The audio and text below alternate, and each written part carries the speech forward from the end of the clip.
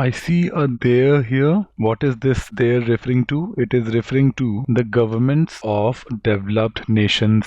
Okay, their counterparts. Whose counterparts? The counterparts of the governments of developed nations. So there is referring to governments of developed nations. However, if you see closely, there has come earlier in the sentence also, like their counterparts in developed nations. So what is this there referring to? This is referring to the governments of the developing nations, right? Whose counterparts here? The counterparts of the governments of the developing nations, their nations standing.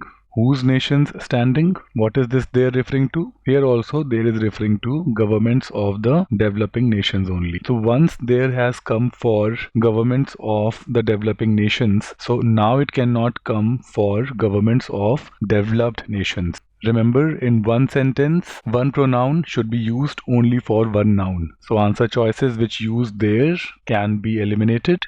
Answer choice B also has this problem of using present tense here, rather present continuous tense, which doesn't make sense given the meaning present perfect tense is needed. Answer choice C has many problems. One thing is not a GMAT-like way of saying something. This one thing bit is very colloquial. To do is struggle. They have had to struggle would be enough. This is bit is not needed. It is coming because of this one thing construction. And very importantly, look at this construction here, but unlike something, comma. So this is a modifying phrase which will refer to the stuff that comes after the comma. But unlike the governments, what? Some other governments need to come after the comma. So answer choices which do not have the government of the developing nations. See, in this part it says, but unlike the governments of developed nations. So what is it being compared to? Governments of the developing nations. So answer choices which do not have governments of the developing nations lead to a problem of incorrect comparison. So you see, in this choice you have one thing here. In this choice you have the handicap here. Incorrect comparison. Again, this is bit is awkward. So C and E can be comfortably eliminated. Let's confirm choice D once. But unlike the governments of developed nations, the governments of developing nations, the correct tense here have had of the government. You see, the comparison is apt. The governments of developed nations. So once there have with the governments of developing nations, and because the pronoun has not been used, the pronoun ambiguity has been avoided.